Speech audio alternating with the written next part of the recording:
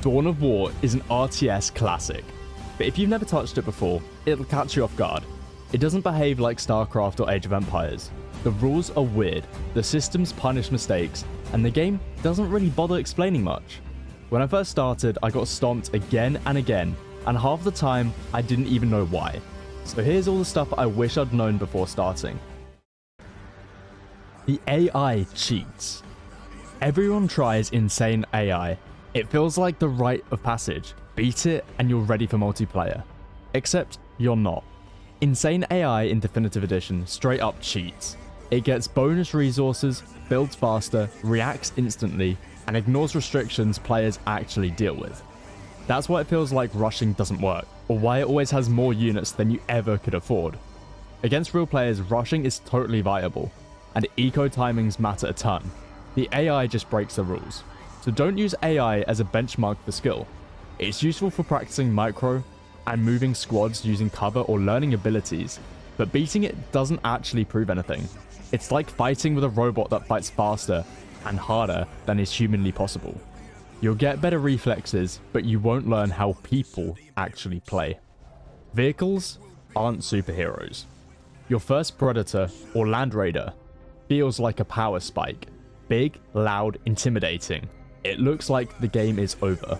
The trap is thinking it can fight alone. Vehicles melt fast if unsupported. A few missile squads, a las cannon, or even some dedicated melee units will ruin them. Vehicles aren't a I won button. They force multipliers. They amplify the rest of your army. Infantry screen them, soaking damage and distract anti-armor squads. With support, tanks dominate. Without it, they're just expensive explosions. And in this game, 400 power or 600 requisition isn't pocket change. It's your whole economy for minutes. Throwing away a tank is like handing your opponent a free win. Use your abilities.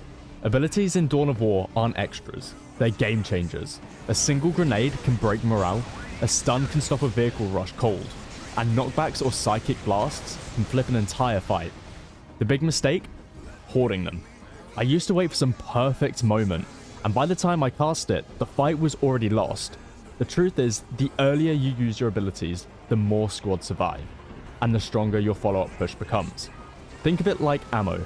You don't win firefights by saving every bullet, you win them by firing them at the right time. Cancel your buildings. This one stung. When you place a building in Dawn of War, it spawns half built, and visible to everyone. If the enemy spots it and destroys it before it's complete, you lose all the resources you spent, no refund. So here's the trick I wish I knew. If you cancel the building before it finishes, you get 100% of your requisition and power back. No penalty. So if you know that generator, turret, or orc banner is doomed, cancel it and drop it later. This is huge in the early game. Losing a single generator can stall your entire tech path. Losing a couple banners can cripple an orc war before it even begins. Cancelling can be the difference between surviving a push and falling hopelessly behind. Morale is a second health bar. Dawn of War's morale system is brutal. When morale breaks, squads basically stop functioning. Accuracy tanks, damage falls off, and they just stand there getting wrecked. They might still be alive, but they're effectively out of the fight. That's why upgrades, squad leaders, and aura units are so important. They're your morale insurance. On the flip side, weapons that deal more morale damage, flamers, grenades, psychic attacks, are devastating tools. Breaking morale can win fights without killing a single model. Think of morale as a second health bar. If you only manage green HP bars, you're playing half the game.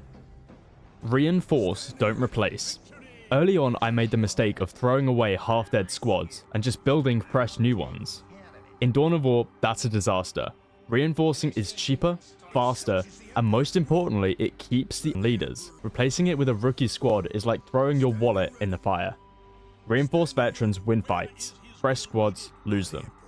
Keep squads alive, retreat when needed, and reinforce constantly. Over time, your army snowballs into a wall of elite units.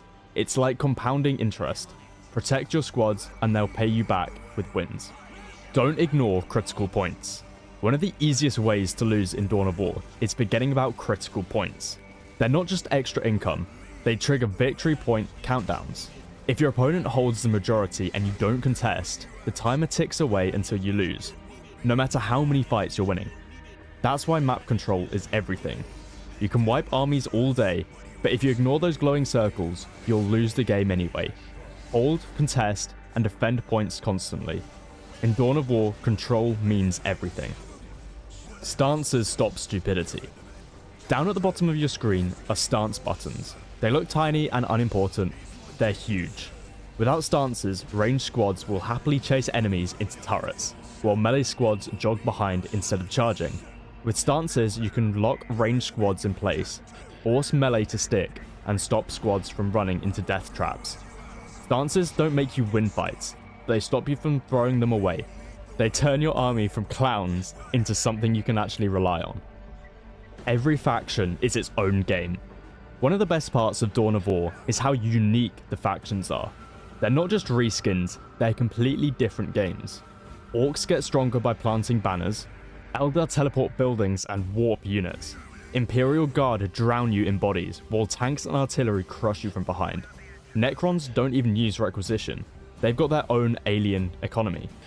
Switching factions is like relearning the game from scratch. Build orders, timings, and strategies all change. It's tough at first, but that's also why the game never gets boring. Every faction is a new puzzle to master, and you should try every faction before sticking to just the one. And that's what I wish I knew before playing Dawn of War Definitive Edition. This game punishes mistakes, but rewards learning. Vehicles need backup, abilities win fights, morale is as deadly as health, map control decides everything, and every faction rewrites the rules. You're going to get stomped when you start, everyone does, but every loss teaches you something new. Piece by piece you'll figure out how this game really works, and that's why even years later, Dawn of War is still one of the best RTS games ever made. If you want 15 tips and tricks on Dawn of War, click this video here, and I'll catch you guys in the next one.